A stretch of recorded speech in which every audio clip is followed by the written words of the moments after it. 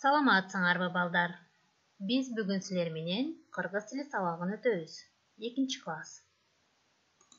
Силер менен мен Молдалы кызы Тургунай.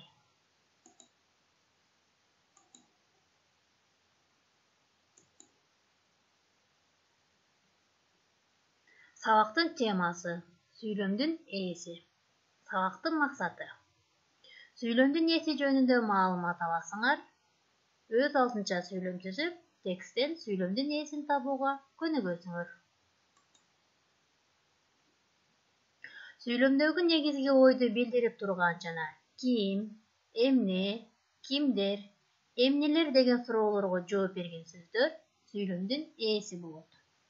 Сүйлөмдүн ээсинин асты бир түз сызык менен сызылат. Мисалы, ар бир адам өз мекенин сүйөт. Бул сүйлөмдө сүйлөмдүн ээси адам. Сүйлөмдүн ээси ким деген суроого жооп берет. Ким? Адам. Анда эмесе балдар, силер менен көнүгүү иштейбиз. 287 көнүгүү. Текстти окугула, мазмунун айтып бергиле. Кана балдар. Текстти бардыгыбыз биргеликте чогуу окуйбуз. Мекенди сүйүү. Илгери жер үчүн өз ара талаш тартыш согуш болуп, бирин бири басып алып турган учур эли. Күчтүү армиясы менен башка элге чабуул коюуга даярданган кол башчы жоокерлерине тик кармап келүүгө буйрук берет. Жоокерлер ал жерде жашаган бир койчуну кармап келишет. Андан жол көргөзүп берүүнү талап кылышат. Койчу жол көргөзүүдөн баш тартат. Жоокерлер аны алтын беребиз деп алдап да, коркутуп да көрүшөт. Бирок койчу: "Мен эч качан мекениме чыккынчылык кылбайм. Мекенимди, туулган жеримди, өз элимди сатпайм" деп бекем турат. Кана балдар, азыркы биз окуган "Мекенди сүйүү" деген текстибиздеги бизге тааныш эмес болгон жаңы сөздөр менен таанышып алабыз.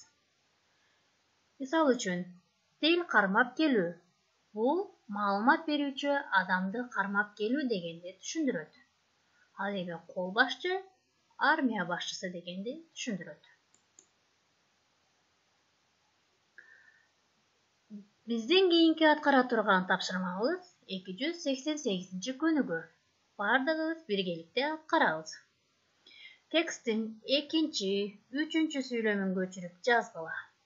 Ээнин астын сызып, аларга суроо бергиле. Азыркы биз окуган "Мекенди сүйүү" деген текстибиздин 2 сүйлөмү. Күчтүү армиясы менен башка элге чабуул коюуга даярданган кол башчы жоокерлерине тик кармап келүүгө буйрук берет. Тексттин 2 сүйлөмүндөгү сүйлөмдүн ээси кол башчы. Сүйлөмдүн ээсине берилүүчү суроо ким? Ким? Кол башчы. Тексттин 3 сүйлөмү. Жоокерлер ал жерде жашаган бир койчуну кармап келишет. Бул сүйлөмдө сүйлөмдүн ээси жоокерлер. Сүйлөмдүн ээсине кимдер деген суроо берилет. Кимдер? Жоокерлер. Кийинки аткара турган тапшырмабыз 289 көнүгүү. 5-6 сүйлөм менен да дал ошондой иштегиле. Азыркыдай кылып, тексттин 5-6 сүйлөмүн көчүрүп жазасыңар дептериңерге. Ал сүйлөмдүн ээсин табып, сүйлөмдүн ээсине суроо бересиңер. Бул тапшырманы ар бирибиз өз алдыбызча аткарып, WhatsApp аркылуу жөнөтөбүз.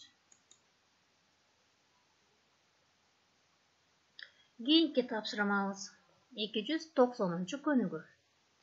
Текстти окуп чыгып, суроолорго жооп бергиле. Текстте кайсы учур баяндалат? Кол башчы эмнеге даярданды? Ал жоокерлерге эмне деп буйрук берди?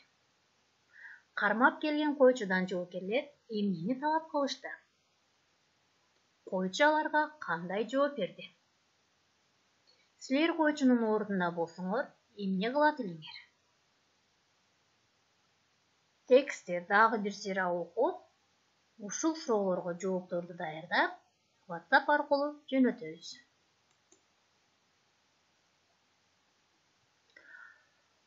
Кана балдар, андан кийинки тапшырманы аткарабыз. 291-көнүгө. Табышмакты тапкыла, жандырбагы менен сүйлөмдөрдү түзгүлө. Эге суроо бергиле.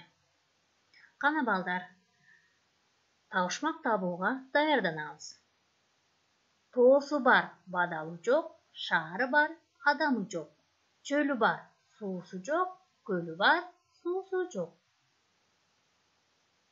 Бул эмне? Кана балдар, табышмактын жандырмагын тапкылачы. Ойлонобуз.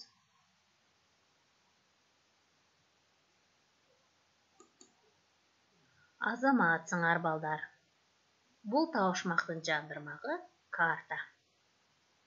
Демек балдар, карта деген сөздү катыштырып, бир нече сүйлөмдөрдү түзөбүз.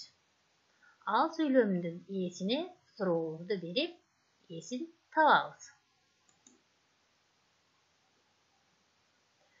Мисал үчүн, бүгүн биз мекен таануу сабагында географиялык карта менен тааныштык. Бул сүйлөмдүн ээси карта. Берилүүчү суроо эмне? Ээге берилүүчү суроо эмне? Эмне? Карта. Силер дагы ушул сыяктуу карта деген сөздү катыштырып сүйлөмдү түзүп, сүйлөмдөгү ээни табып, ээге кандай суроо берилерин WhatsApp аркылуу жөнөткүлө. Үйгө тапшырма. 292-көнүгө. Мекен, туулган жер жөнүндө ырлардан жаттап, көркөм айтып бергиле. Жаттаган ырыңардагы сүйлөмдүн ээсин табып, аларга суроолорду бергиле. Тапшырманы WhatsApp аркылуу жөнөтөбүз. Азаматсыңар балдар. Ушуну менен биздин бүгүнкү сабагыбыз соңуна чыкты. Көңүл бурганыңар үчүн чоң рахмат. Кийинки сабакта жолугушканча саламатта калгыла.